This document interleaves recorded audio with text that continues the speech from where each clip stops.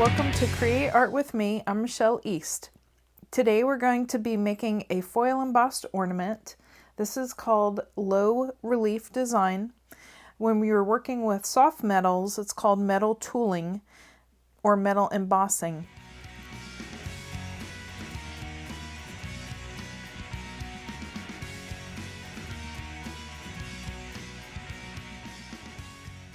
So the next thing we're going to do is we're going to actually design the ornament itself. And the best way to do this is to actually just take a sheet of paper, fold it in half, and on the folded edge, you will draw half of your design for your ornament. I put some little guidelines here to know I don't want it any taller than this, I don't want it to go past this, and I don't want the side to go past this. So all I do is I draw in the top part where the hanger is going to go. Any little design elements here. Whenever you're doing a metal embossed ornament like this, you really don't want to have any parts that are too small. You can also use shape templates if you want to help you get the curves exactly right. Don't worry about putting in the hole for the hole punch right yet, because we'll do that later. All right, so after you have your design drawn, then you will just take some scissors and cut it out.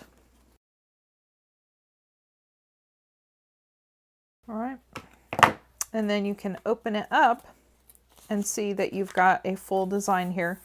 You can actually, at this point,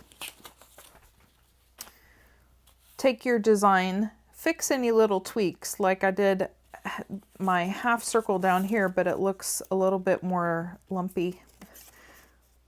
So I would just fix that before I get started. There you go, that looks better. All right, and then what you'll do is you will start to draw in your design that you want for your ornament. So any pattern that you want to put on your ornament, now's the best time to draw that design in, because it's much easier. It's almost impossible to fix boo-boos on the foil. It's so much easier to fix and to tweak your design on your paper as opposed to the foil, because the foil is only somewhat forgiving. So I have already drawn a design here that I'm going to use for my piece. And it's pretty symmetrical. Whatever I did on this side, I did on this side. So that's important to remember. Okay, the next step is for us to transfer our design onto the metal itself. And what we're going to do is I'm going to place my ornament on here just to make sure that it is going to fit with a little bit of space on either side of here. And then what I'll do is I will take my scissors. I'm actually going to just take a little mark here and mark where I need to finish cutting this out. I don't want to cut out the design of my ornament yet, because the foil is so sharp that if you cut too much of it, then you're more likely to cut your hand as you're working on it. So what I've done is I've taken my piece, and the best thing to do, especially if you're working with kids doing this, is just to take some tape and pull it out about the length of a side. And then if you'll just take it and put half of it on, half of it off like this, and then fold it around the back. You'll take this tape off eventually, but for right now, that is going to prevent you from getting cut on these super sharp edges. Okay, so after you have your design drawn on your template, like so. Then what you're going to do is you're going to take it and you're going to tape it onto the metal sheet so it doesn't move as you're tracing your design. So go around the whole outline with a Sharpie, and then you can use a pencil. I usually use a dull pencil to retrace all of your designs. Now, if you used a shape template to get perfect circles, or if you used a ruler to get exact lines, then use that again as you're transferring your design onto the foil.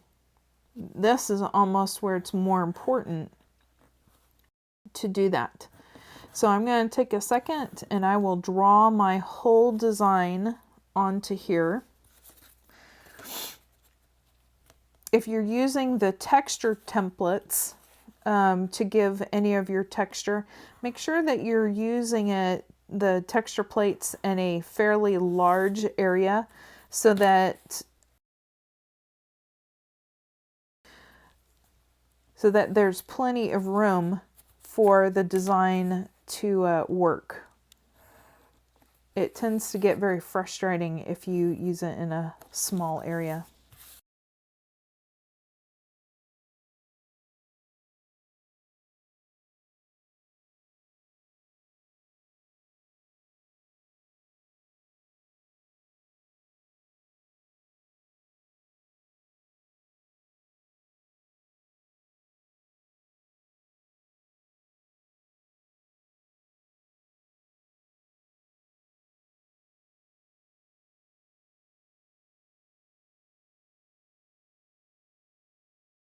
Okay, now that I've got my design completely traced, I can double check to make sure that I got it completely traced by looking at the outside, looking at the back side of it, which actually is going to turn into the front side of it as I continue to work. But I can look and see, are there any parts of my design that I missed? I probably also want to go around the outside perimeter with a pencil just to give a little bit more of a defined edge. Now I can see the outside of it a little bit better. Next, what we're going to do is we're going to do the actual embossing of the ornament. And we're going to use 2 metal tooling techniques with this.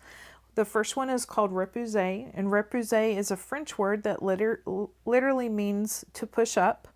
This method is done usually from the back of it. So this is actually going to be the back of my ornament. I'm just going to go ahead and take my template off because I'm going to be working from both sides. Now, whenever you're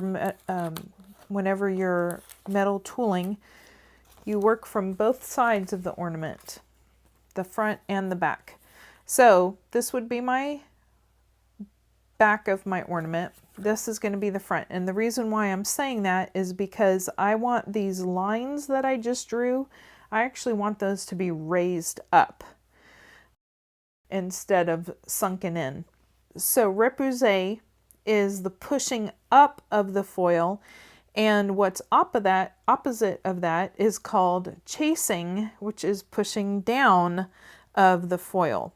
And that is usually worked from the front, pushing down into the back. And this is where we start using our various tools, and we go back and forth. Let me show you the difference between the two on a separate sheet of foil. I'll put 2 circles using a circle template, and one of them I will use the repousser method and the other I'll use the chasing method. So if repousser means to push up, that means that I have to flip my foil over, and I'm actually going to work this from the back side. I like to use just a standard old plastic crochet tool, knitting tool, and you're just going to push in softly from the back of this, pushing forward, Now, as we're working with these two methods, we're working with what's called the plasticity of the metal. And metal will stretch to a certain extent. We don't want to push it past that extent, okay, because the foil will break and it becomes very brittle after a certain point. So this is pushing up. It's actually standing up. Now, if I come from the other direction and do the chasing method where I am starting from the front of this, pushing it down. This is why it's so very, very important to have these foam sheets underneath where you're working, because you have to have a soft area for the metal to go. Otherwise, it wouldn't allow you to poke it up or poke it down. What I want to do now is I want to use these two different methods to make my design stand out even more. I'm going to have some of it be raised, some of it be sunken in. And so I have to think about, where do I want to have it raised and which side of my foil do I need to work from. So if I want to have this part be sticking up, then I have to work at it from this back side, and I have to actually push it forward. So I'm going to use my crochet hook to do this. The 10-second tools also have they have metal tips, but then the back of them also have all these great surfaces here that allow you, like they've got sharp edges. They have some that would basically work kind of like the knitting tool does. But these sharp edges are really nice because they help me to keep the straight edges that I have on here. I can take this and really push in to have a sharp edge right there. Now I'll still continue to work on that until I'm happy with the design. Okay, so you can see from this side that I have it raised. Now, if I want to have a really nice edge on this, then I can take this sharp tool and basically push down, chase down the sides of this so that just that center part is raised and the rest of it is pushed down.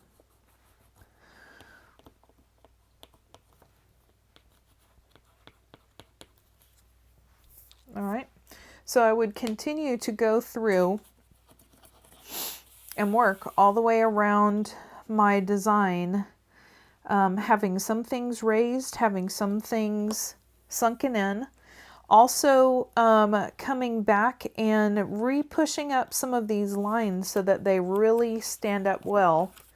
So I can get my ruler back out and I can take these different tools. Now you want to be careful that you don't push in so much that it cuts through the foil. But you do want your design to stand out more. Okay. You can see these are a lot more pronounced lines versus these right here.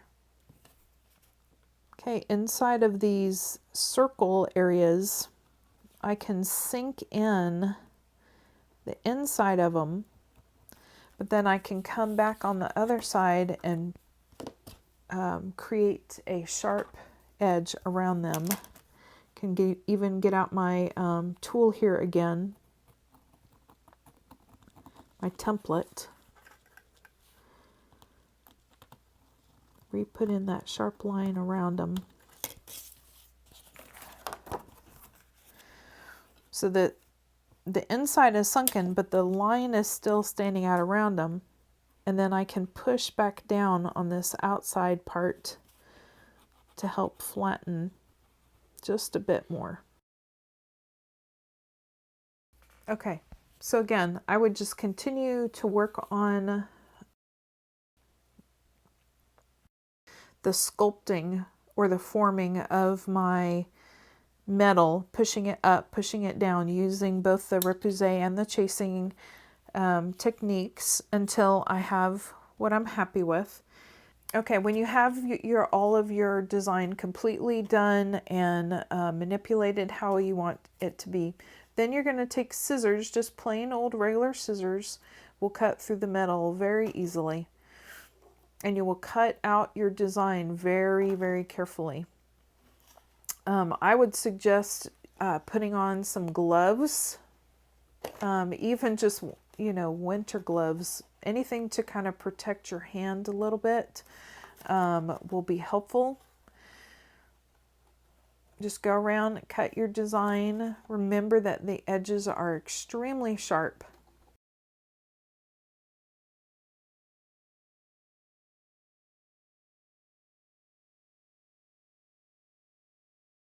Okay, after you have your design completely sculpted the way that you want it to be, then your next step is to take some parchment paper, lay your design out as flat as you possibly can, and then use glue and glue all the way around the edges. Now, you actually want to have it go somewhat off of the design so that it's actually going onto the parchment paper. The reason why you have to use parchment paper is because the glue won't stick to it. It'll actually release from it. Parchment paper works the best, so that's definitely what I recommend. This is what it looks like in the end after you've got the glue on it. This is an unfinished ornament. Now, if you end up with some little extra pieces like this, then you can just take some scissors and cut them off. Here's another ornament that has the glue around the outside, just so you can see it as an example. And it's less likely to cut your fingers if you get it as close to here as possible. You do want it, if you can, get it to kind of wrap around the edge just a little bit on the back, then that's really good. But you want to place your ornament face up. So this is the front of my ornament, and I'll actually put the glue on the outside of that. Okay, so let's pretend that I have this done. And the next thing that you would do is that you would add color. And I would suggest using either Sharpie or Bic brand permanent markers. It has to be permanent markers, otherwise it won't work. And if you limit it to 3 to 4 colors, then it just will make your design look a little bit better. It just won't make it look like you used every part of the rainbow to do your design. And that's not what we want. So you can take this, you can leave, in fact, I would suggest leave some of the silver showing. So I'm going to just take this, put in some of my design.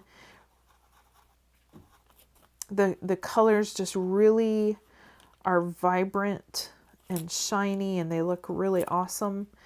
You can go in between the lines so that the raised area stands out really well.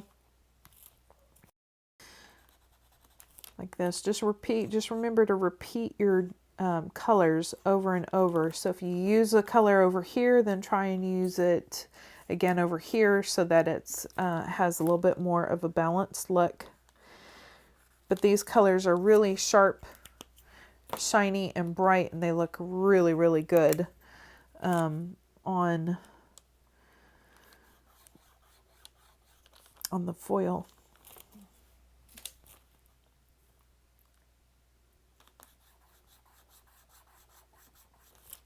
All right, so just continue to work and use your color.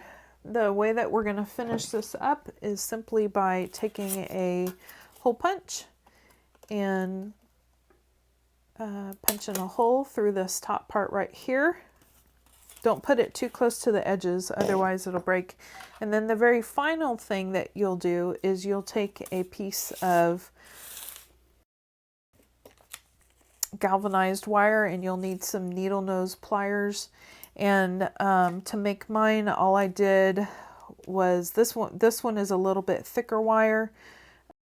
And if you'll just take it, hold it on the end, and then just wrap around like this. This one is probably a little bit too thick. And then the bottom is just a single loop like this. And then when you're finished, you just take your ornament, slip it on here like this, and then take the pliers and close the loop just like that. All right. Again, a 16 to 18 gauge wire is what you need for this. And I just got that at the local hardware store. All right, well, I hope that you have fun doing the ornament on your own. Remember the safety aspects of working with cut wire or cut foil, because it will cut you. There are all kinds of different designs that the possibilities are endless for this, and it's so much fun to do. Have fun creating.